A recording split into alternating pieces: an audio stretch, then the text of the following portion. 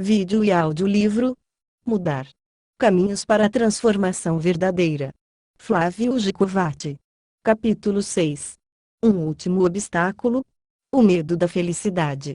O objetivo de qualquer trabalho psicológico é ajudar uma pessoa a realizar os seus sonhos. Isso, é claro, dentro dos limites razoáveis e de bom senso. Não se trata de ajudar alguém a se tornar homicida.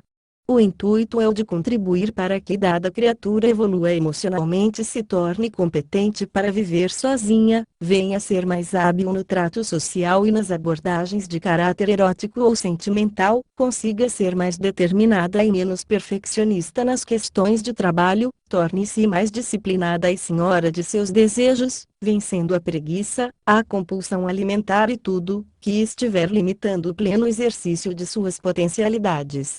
Quando o trabalho avança e tudo parece caminhar bem para que o final atenda às expectativas da pessoa, surge um imprevisto, qual seja a tendência de o processo se interromper e até mesmo retroceder.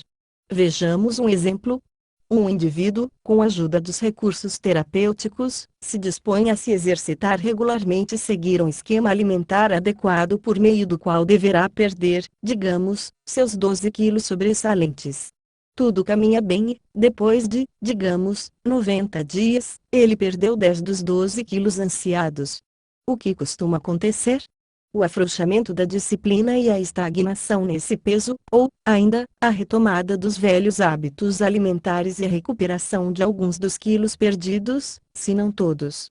A pessoa parece perder as forças justamente quando está prestes a realizar seu sonho. Trata-se de um obstáculo estranho e inesperado, que parece demonstrar que existem em nós tanto forças construtivas como autodestrutivas, algo para além do princípio do prazer, como pensava Freud. Ou seja, não buscaríamos apenas recompensas, diretas ou indiretas e sutis, como nos vários exemplos que registrei ao longo do livro, excluindo, é claro, os fenômenos relacionados com o estabelecimento de reflexos condicionados, tanto na formação dos hábitos como das fobias, nos quais os processos correm por conta apenas da biologia. Essa tendência autodestrutiva parece se manifestar de forma particularmente intensa quando estamos prestes a realizar uma proeza, algo que exigiu de nós avanços emocionais e sacrifícios nada usuais.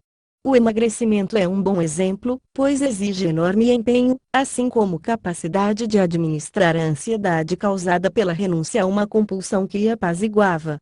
O mesmo vale para o atleta amador que se prepara intensivamente para uma prova sacrificada e, não raro, se machuca na véspera ou nos primeiros momentos do dia especial em que se deleitaria com o fruto do seu sacrifício, ou ainda para aqueles que se preparam para um exigente exame de admissão e, na hora H, parecem esquecer o que estudaram, prejudicando-se justo no momento em que estavam prestes a realizar seu sonho profissional. Meu primeiro contato com esses mecanismos de aparência autodestrutiva se deu na segunda metade dos anos 1970 em função do aprofundamento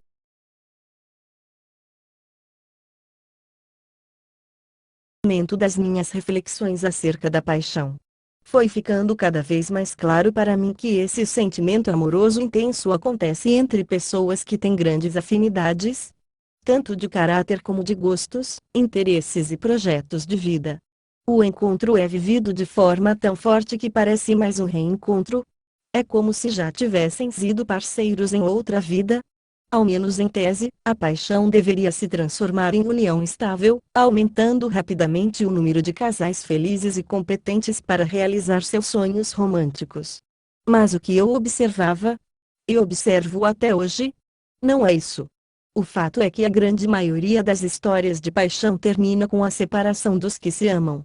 Os casais tendiam a atribuí-la aos eventuais obstáculos externos, comumente presentes nessas histórias.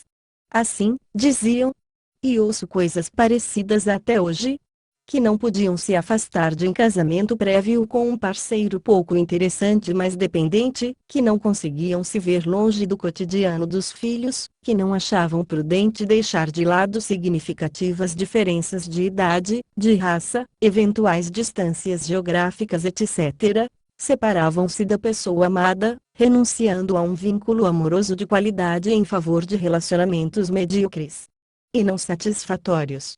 Parecia cada vez mais claro para mim que as pessoas fugiam do amor de grande intensidade. Fugiam por medo, por sentir que se tratava de uma vivência boa demais. Até hoje me vejo perplexo diante desse fenômeno universal, em que cada um de nós parece ter uma cota de felicidade acima da qual surge um medo enorme, uma sensação indefinida de ameaça, de que alguma coisa terrível vai nos acontecer. Parece mesmo que a expressão "estou morrendo de felicidade" tem que ver com alguma variável sobrenatural. Aliás, pensando posteriormente sobre o assunto, percebi que toda superstição, que nos leva a rituais de proteção contra o mal-olhado, a ira dos deuses e a inveja dos humanos, tem relação com esse estranho mecanismo. Fazemos figa, batemos 3 vezes na madeira quando nos perguntam como estamos e nos vemos forçados a dizer, com sinceridade, que estamos indo muito bem. Nada mais estranho, à primeira vista, do que a proximidade da felicidade provocar enorme sensação de medo e de ameaça, como se estivéssemos entre a vida e a morte. Não espanta, pois, que tantas pessoas acabem fugindo dela, afastando-se do caminho que as aproximaria da realização de seus sonhos. Em muitos casos, o processo destrutivo não é tão radical, mas é suficiente para subtrair uma parte relevante do prazer que a pessoa poderia usufruir. Não raro, por exemplo, o indivíduo sai da concessionária dirigindo o carro novo com que tanto sonhou com pavor de bater. O medo não tem relação com o fato de se tratar de um veículo cujas peculiaridades a pessoa desconheça ou esteja pouco habituada a dirigir. Usual é que acabe provocando uma ligeira escoriação no carro, ralando para a lama em alguma coluna de garagem. Isso provoca certa tristeza, mas parece apaziguar a pessoa, posto que a coisa ruim já aconteceu. E foi autofabricada.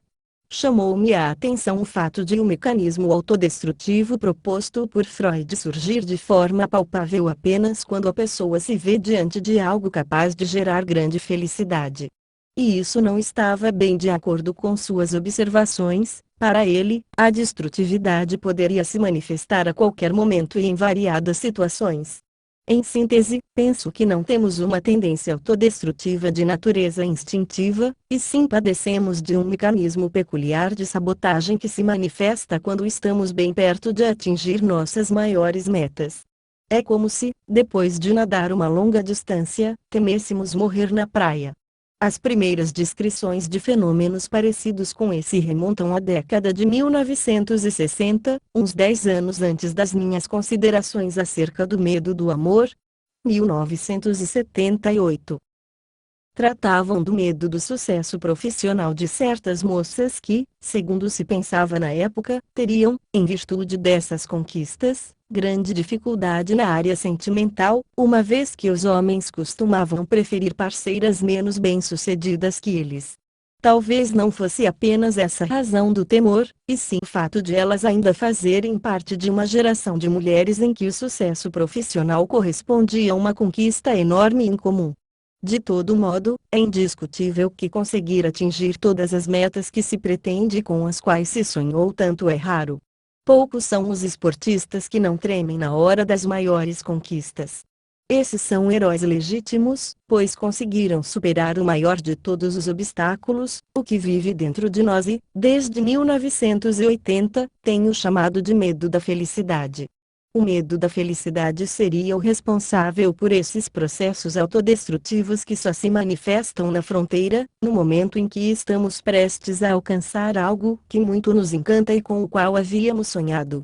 A sensação de harmonia e felicidade é a primeira que se manifesta.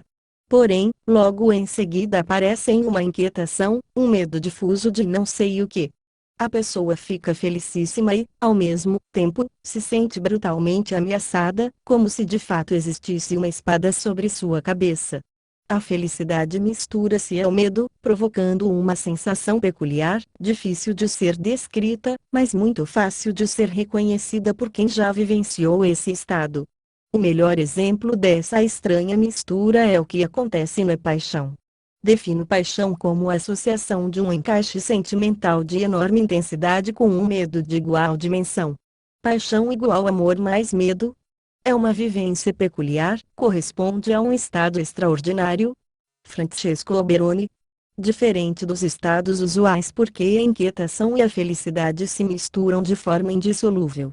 O apetite desaparece, o sono é mínimo, o pensamento torna-se obsessivo e só aquele amor e aquela pessoa parecem interessar. O medo manifesta-se, por vezes, na forma de temor de que o amado tenha desistido do relacionamento, o que indica quanto a própria pessoa reconhece o estado de paixão como difícil de ser tolerado, tanto pelo aspecto positivo como pelo negativo. O par enamorado não pode ficar muito tempo sem se comunicar porque a sensação de ameaça é enorme, sim, porque ao medo da desistência do amado se associam fantasias acerca da brutal intensidade da dor relacionada com a ruptura. Tudo encanta e tudo provoca medo. E, se esses relacionamentos terminam, não é por força dos obstáculos externos que, em geral, também existem e têm relevância. Terminam porque os parceiros não foram capazes de superar o medo que a felicidade sentimental provocou. Os obstáculos internos sempre foram mais importantes, embora na literatura sérias histórias de paixão sejam sempre recheadas de problemas objetivos e terminem quase inexoravelmente com a separação dos que se amam, ou em morte.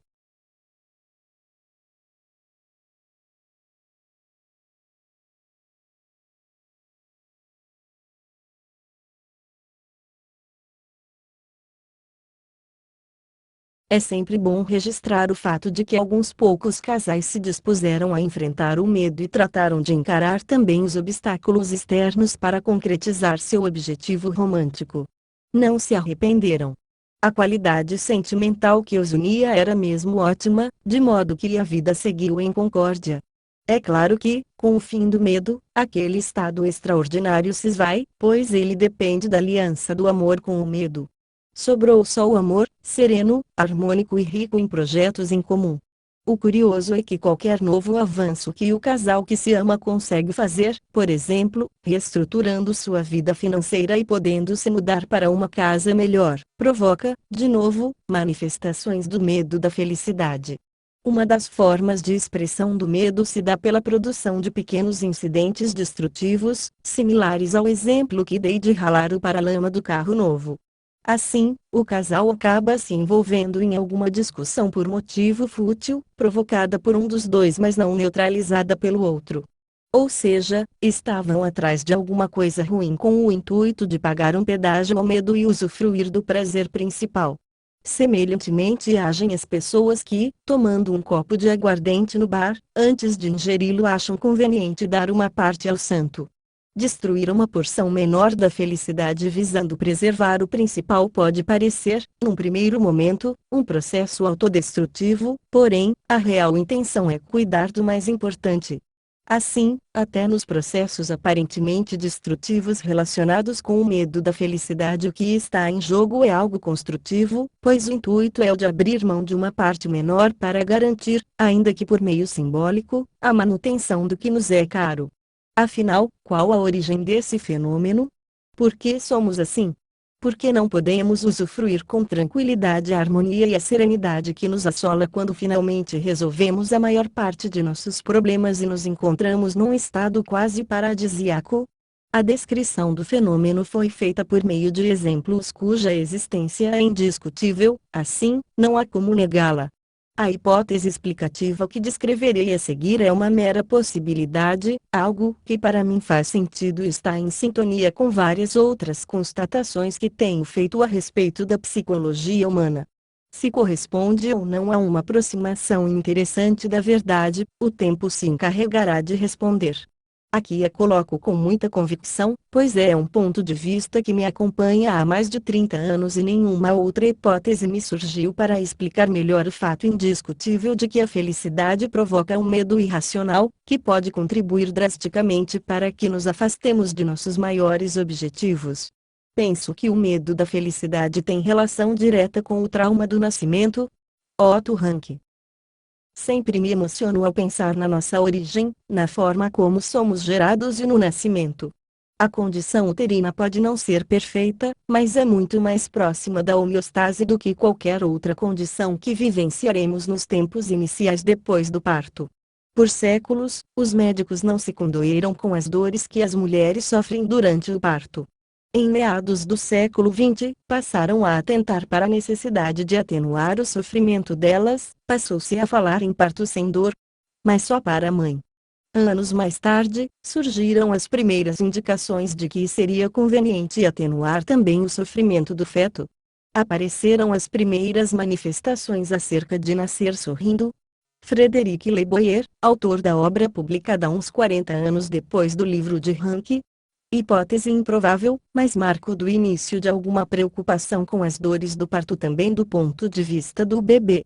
Do ponto de vista da psicanálise, pouca ou nenhuma atenção se deu ao assunto e, até hoje, desconheço publicações que tratem desse que considero nosso trauma inaugural e, talvez, o maior de todos.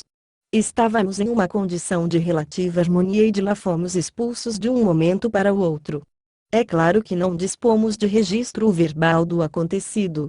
Porém, acredito que nosso primeiro registro cerebral seja o da harmonia e o segundo corresponda ao nosso Big Bang, ou seja, a explosiva e dolorosa ruptura da aliança na qual nos alimentávamos automaticamente, o mesmo acontecendo com a eliminação de detritos, nem mesmo respirar necessitávamos.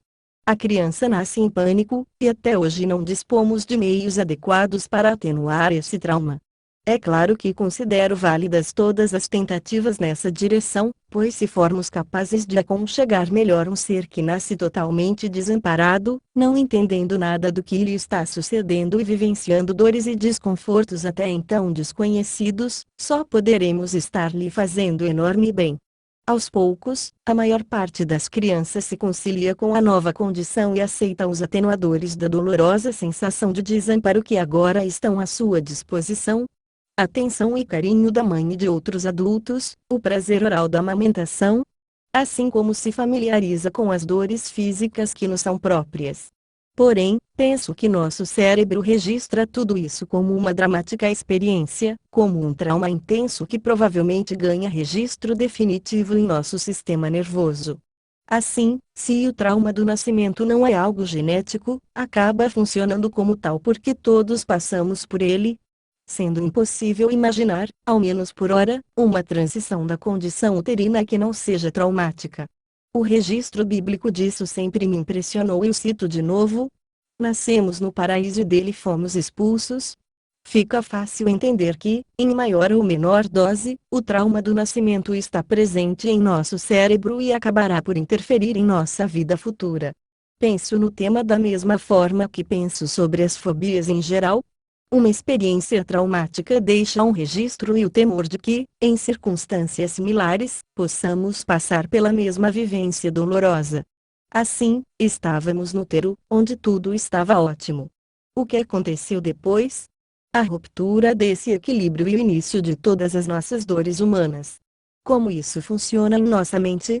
Cada vez que chegamos perto de uma condição de equilíbrio e harmonia que lembra a situação paradisíaca do útero, entramos em pânico, pois passamos a temer uma nova hecatombe, similar à que aconteceu quando fomos expulsos de lá.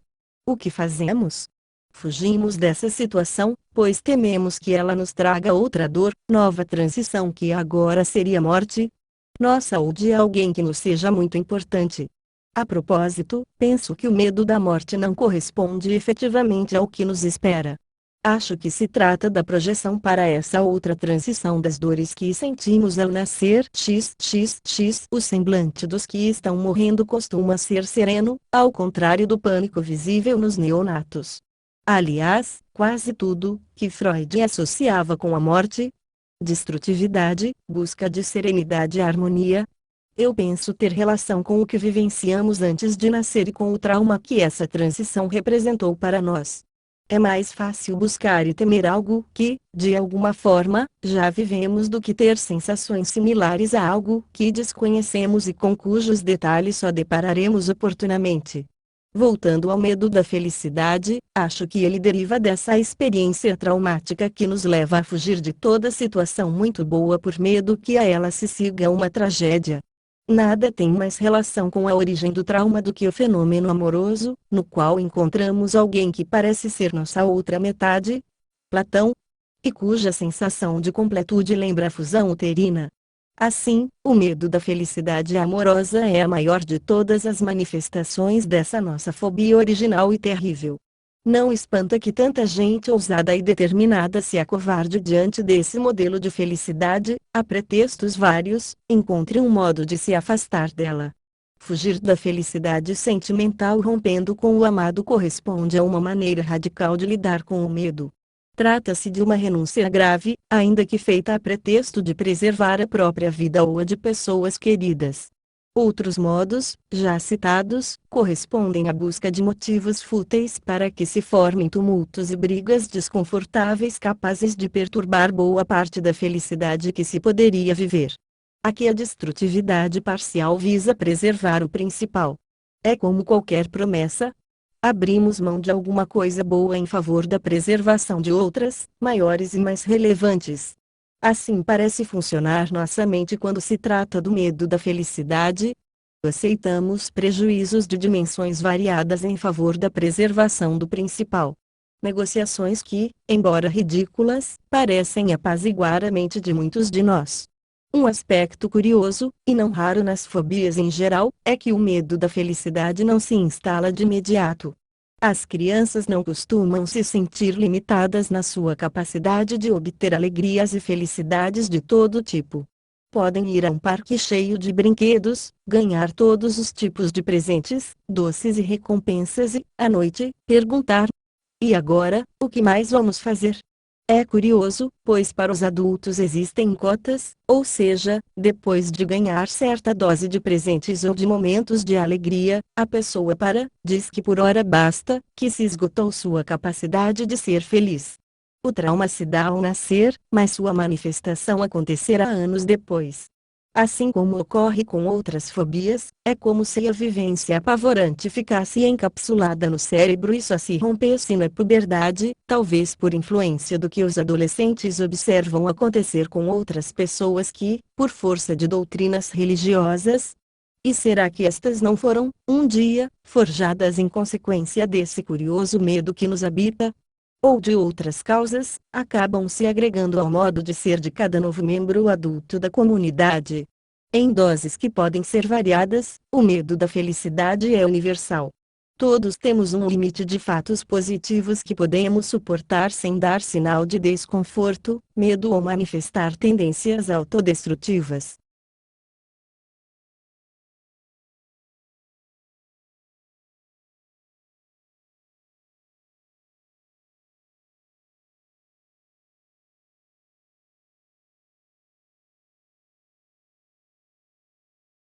Assim, muitos mecanismos tidos como autodestrutivos estão relacionados com o medo da felicidade, sendo uma forma, a meu ver equivocada, de lidar com ele. Reafirmo: destrói-se uma parte, maior ou menor, mas no intuito de garantir a preservação de algo percebido como mais relevante. Ao depararmos com um medo irracional, como é o caso do medo da felicidade, não penso que devamos tentar negociar com ele, abrindo mão de uma parte do que nos agrada para usufruirmos do principal. Penso que o sábio é se munir de coragem e enfrentá-lo, posto que ele não corresponde a nada de efetivamente ameaçador. Finalizo com uma má notícia, uma boa e outra ótima. A má é que não dispomos dos meios, ao menos por hora, de nos livrar do medo da felicidade. Creio que tudo, que em psicologia não tem solução, deve ser pensado em termos de administração. O simples fato de termos ciência desse tipo de fobia já nos permite tomar várias providências de caráter construtivo capazes de atenuar seus efeitos maléficos, especialmente aqueles que nos levam a atitudes autodestrutivas.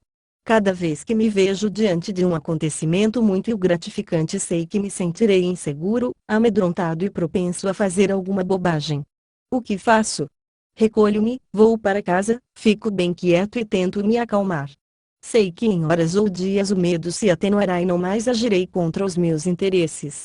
Trata-se de uma solução mais sábia do que ir a um bar festejar, beber. A propósito, o álcool parece atenuar momentaneamente o medo da felicidade. Gabar-me do que fiz e elaborar planos mais ousados acerca do que ainda pretendo fazer. No dia seguinte, é possível que o medo esteja maior e que eu me veja em condições ideais para ser vítima de um golpe destrutivo praticado por mim contra mim. A consciência sempre nos ajuda, mas devemos estar em contato com a nossa consciência maior, aquela que sabe que o medo da felicidade existe. A consciência oficial pode ser negligente em relação à sua existência, e, ao desconsiderarmos esse mecanismo, talvez tenhamos de pagar um preço desnecessário e inútil. Administrar é ter consciência de que carregamos mecanismos que gostaríamos de não possuir e não negligenciar sua existência. É preciso estar alerta a si mesmo o tempo todo. A boa notícia: temos grande capacidade de adaptação a novas condições, sejam elas piores ou melhores. Adaptamo-nos a limitações físicas que possam nos acometer ao longo da vida, adaptamo-nos a perdas financeiras e a quase todas as grandes adversidades que porventura tenhamos de enfrentar. Adaptamo-nos também a novas condições mais favoráveis, parecendo, depois de certo tempo, que sempre estivemos lá. Assim, o problema do medo da felicidade parece residir apenas no período da transição de uma condição pior para outra melhor. É desconforto passageiro. A ótima notícia: felicidade não mata.